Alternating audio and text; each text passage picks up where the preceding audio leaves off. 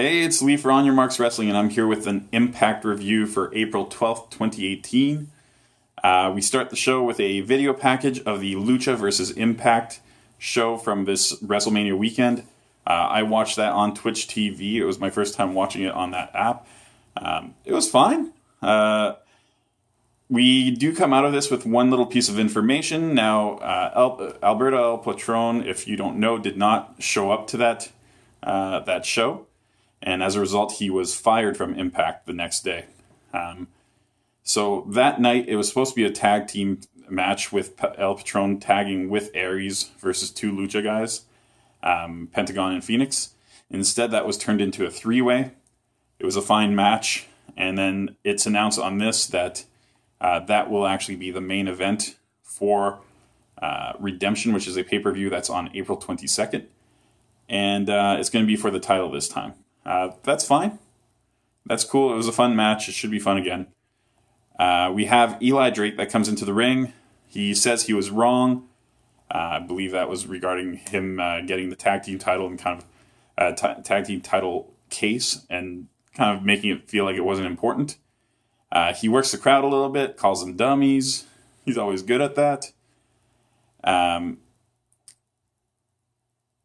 He says he can do what Aries is doing with carrying all these belts. Sorry, I froze for a second there. Except that he would do it all from within the same company. Then LAX interrupts. And Conan asks Drake who his partner is. And he says he's got one of the best tag team wrestlers of all time. And out comes Scott Steiner. Scott Steiner talks himself up. He sounds a little crazy, but it's cool. There's a decent back and forth between Conan, Scott Steiner, and Eli Drake. And this match is set. I think that could be a good match. Scott Steiner, despite being so jacked for so long and being a little bit long in the tooth, still moves okay. He's still kind of athletic. He can get by, so they can probably make a decent match out of this. I like Eli Drake a ton. LAX, pretty talented. Should be okay. So then we get Sami Callihan versus Moose. This follows up an attack by OVE on Moose last week. The match starts with Moose kind of dominating. He powerbombs Callihan onto the floor and then powerbombs him onto the apron. If you've never heard this from WWE or Impact, it's actually the hardest part of the ring. Fun fact. Callihan eventually distracts the ref, kind of yanks the ref, and low blows Moose at the same time to gain a little advantage. Later on, we see more Callihan cheating with him biting Moose's ear.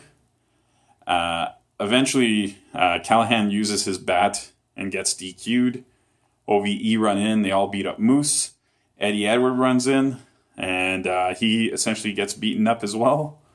Callahan's about to use the bat on Eddie Edwards when, is it Alicia or Alessa? Eddie Edwards' wife. Whatever. Eddie Edwards' wife jumps in, kind of covers him, shields him with her body. Callihan is still chasing her with the bat when the lights go out. And when the lights come back on, Tommy Dreamer's in the ring with a kendo stick. Kendo sticks OVE out of the ring for the most part. He puts Callihan, picks up Callihan, puts him in a pile driver. So it kind of clears the ring. And there's a House of Hardcore match announced for Redemption on April 22nd. So basically it's going to be OVE with Sami Callihan versus Eddie Edwards, Moose, and Tommy Dreamer. Okay, you're setting up the card pretty well now. So then we have Josh Matthews making his much anticipated return to the ring. It's not really. Versus Petey Williams. This match is pretty much exactly what you'd expect. Matthews is doing the chicken shit thing. They kind of fake some Seidel interference a few times, get some distractions in so that Matthews can get a couple hits in. Eventually, when Petey Williams finally really gets his hands on Matthews and he's about to hit the Canadian Destroyer, that's when Seidel comes in, interferes. They kind of beat up Petey Williams for a little while, and that's the end of that. It's kind of a waste. We get to Mackenzie Mitchell in the back with Johnny Impact. Johnny Impact's talking about Congo Kong and Jimmy Jacobs, and he makes kind of lame makeup related jokes about them putting on each other's makeup and stuff like that. It just I don't know. It didn't land for me. And then Congo Kong and Jacobs come out and they tell him, like, you think this is a joke? The thing is, we're not joking. And Impact says, well, here's what we're going to do. Next week I'm going to go into the ring and you can come join me. So basically challenges Congo Kong for a match. Then we have another match. It's Cult of Lee. So Caleb Conley and Trevor Lee and KM, who's been fat shaming fat people apparently for a while, versus Falaba, Richard Justice, and Tyrus. So basically the three fattest guys in the company. Notable moves. Sorry, I've got something going on here. Falaba does his steamroller. It's a lame comedy move, but I kind of enjoy it.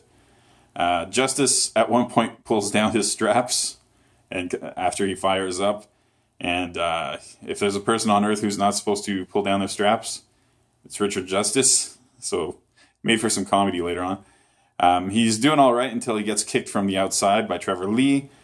So then the bad guys take advantage, and they kind of hold that advantage for a while. They beat up Justice quite a bit. But then Tyrus comes in, and he regains advantage for the good guys.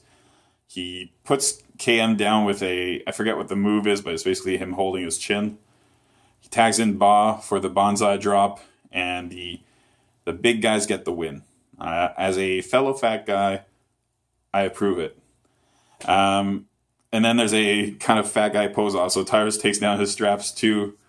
And then all three of the guys just start kind of flexing their muscles, which are not really muscles. Though I don't doubt that there's muscles underneath it because they all seem pretty strong. And then we go to another match. There weren't too many kind of behind the scenes interviews in this episode. So this match is Rosemary versus Taya. And I forget what they called the match, but it's basically a no DQ. During the intro of this, I realized that the three best entrances in Impact Wrestling all belong to women. And I think that's kind of a cool thing because Rosemary has a great entrance. It's a cool, creepy song, and she does the cool kind of rigid-legged walk into the ring, and she's got the makeup, and it just kind of works. Taya has probably the best video package with the lightning and stuff behind her, and she has the crown. It's very kind of big time. She looks like a superstar when she comes into the ring, so I think that's a great intro. And then brand new, Su Yung, with her creepy kind of geisha looking gimmick or kabuki gimmick. Really good intro. So that's neat. Maybe it makes the men have to step up a little bit because they're just not doing it. So this match, first storyline is basically Taya unable to hit Road to Valhalla, which is a move she's been hitting on Rosemary all the time. Tries it like 3 times on the steps, always fails. Eventually does manage to put Rosemary on a guardrail, which kind of gets her a little bit of an advantage. Then she tosses chairs into the ring, puts Rosemary into the corner, gives her a chair, and hits her with a running double knees. Looked pretty cool. Also hits a chair there's a chair that's kind of vertical leaning against Rosemary, and she hits that with another chair that looked okay. Then Rosemary regains her advantage by sling blading Taya right onto a chair. Taya's also kind of slung onto a ladder at one point. Rosemary runs headfirst into a chair that was set up in the corner. It looked like she really kind of took a headshot on that one. Did not protect much. And then the match ends up with both women on the top rope or close to the top rope. And there's a table set up in the corner. And Rosemary ends up basically kind of doing a pile driver onto the table or through the table. But it kind of rolls through and makes it look a little weird. But it's fine. When they showed the replay, it looked much better. And then, so Rosemary gets the win. And they kept on saying, like, this is the final time. This was the last time. I don't know if that's true, but they said it. And then, so the show ends with another video package of Impact versus Lucha. I believe this one's a little bit longer. If memory serves right, I'm not sure. Aries cuts a really kind of scathing promo on Alberto El Patron and keeps calling the other two guys professionals who showed up, professionals. He's going to fight professionals at Redemption. I had no problem with that. I thought that was really good. If a guy no shows, he is unprofessional. So that's perfect. So yeah, that's the end of Impact. It felt like there wasn't too much to this show. I wrote about 2/3 of a page of notes. I normally write a page and a half of notes. Now that might have been the fact that I was eating while I was doing this, but still, it felt like it wasn't as eventful a show. Had you not watched the Impact versus Lucha matches, then I guess it would have been much more impactful for you. Pardon the pun, or pardon. It's not even a pun, really. But yeah, it was all right. I don't know. If I have to give a number grade, 6.5 out of 10. I've been giving a lot of 6.5s out of 10.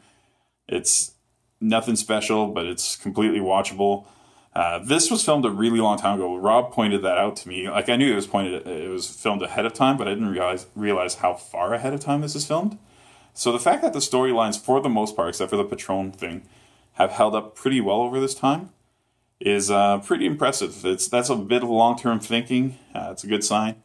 So I'm pro that. I am looking into ways to watch that pay-per-view. I don't know how anxious I am to commit more funds. I've already bought Honor Club this month, and I bought New Japan Pro Wrestling this month. So it's getting expensive for in terms of a wrestling fix, because I already have WWE Network as well.